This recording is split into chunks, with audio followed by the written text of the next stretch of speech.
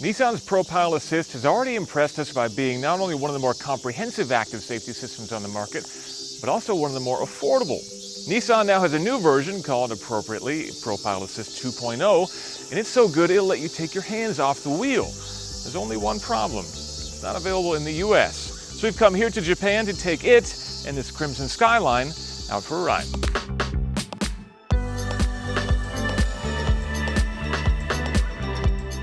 We're entering onto the Tokyo highway now, and at this point I can enter into ProPilot 1.0 mode, which is the mode we're already familiar with in the Nissan Leaf and a bunch of other cars currently available in the US market. To turn this on, I hit the blue button here in the steering wheel, then I set the cruise control on. And at this point, I have basically a very advanced version of adaptive cruise control. So the system will automatically follow the car ahead of me, maintain distance, plus it will also center itself within the lane. I can change the follow distance to make sure that I'm following closely to the car ahead. And the system does a really good job of keeping the car in line. But we're not at a point where I can step into ProPilot 2.0 mode just yet. Nissan engineers have to look at each section of highway to make sure that it is safe for use with that system. Basically, we're looking at things like how many turns are there in the road, how many on and off ramps are there, and basically, is it the kind of thing where you can safely take your hands off the wheel? Right now, we're at a stretch of road that's a little bit too complicated, so again, we're staying in 1.0 mode for right now. But when we get to 2.0 mode, the system will send me a chime. At that point, I can take my hands off the wheel. So we've got a little bit further to go. So we're stuck in traffic on a straighter stretch of highway, which should allow me to go into the hands-off mode here. So I'm going to go ahead and get into ProPilot 1 mode. Okay, that chime was to let me know that we're into ProPilot 1, and the steering wheel actually just turned from green to blue, which lets me know that now we are in ProPilot 2 mode.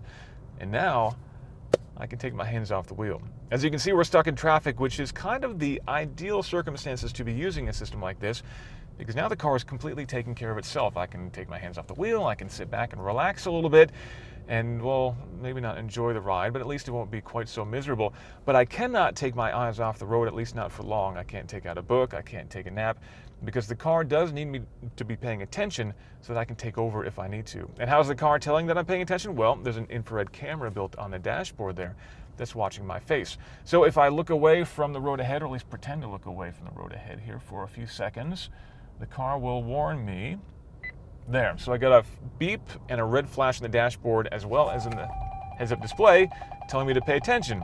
So in circumstances like this, when someone cuts me off, I can be ready to take over control.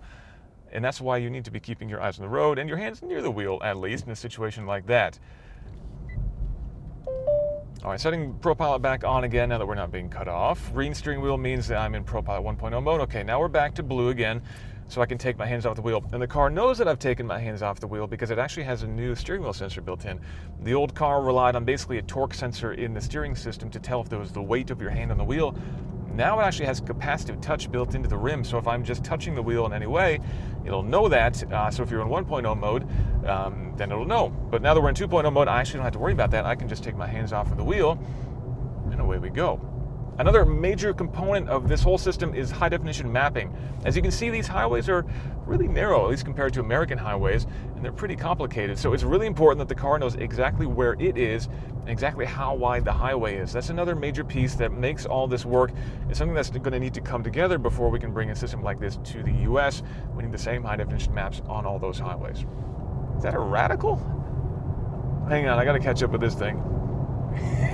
That's a radical. Just stuck in traffic in Tokyo. I'll bet he has to keep his hands on the wheel, but damn, that thing's awesome.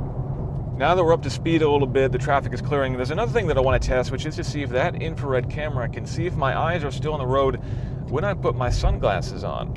Early cameras like that had issues tracking people's pupils if they had their sunglasses on, but so far this one seems to be okay.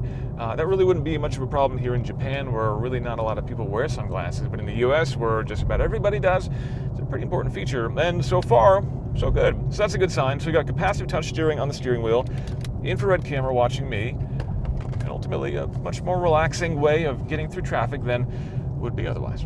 So the system won't automatically change lanes. You have to do a little bit more involved driving than just hitting the turn signal like you might on a Tesla. You have to put your hands back on the wheel, press the lane change button here in the car. Well, at that point, do the lane change itself, and then make you basically keep your hands on the wheel for a few seconds afterward, or a little bit longer perhaps, until we get to a point where it can take over again and go fully hands off, as we are now. Another situation where you'll need to take control is when we come up to a toll booth, as we are in just a few kilometers. The car at that point will hand control back over to the driver, and then you got to go back and drive it yourself.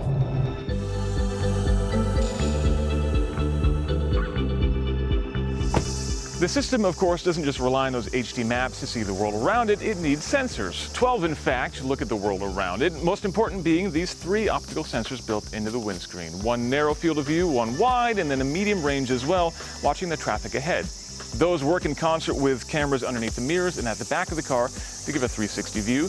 Plus, we've got sonar sensors in the bumpers, and of course, a radar sensor up front. That's pretty typical with any car with adaptive cruise these days. This car actually has radar on the corners as well, giving it again a better look around the car. How does it work? It seems to work really well. My only complaint is that you can't use it with something like Android Auto or Apple CarPlay. The system again is very dependent on those HD maps, and neither of those infotainment systems provide it. Nissan's saying this is going to be available in Japan in the near future, almost right now. It'll be hopefully rolling across their product line after that. When will it come to the US? We've got a little bit longer to wait, I'm sorry to say.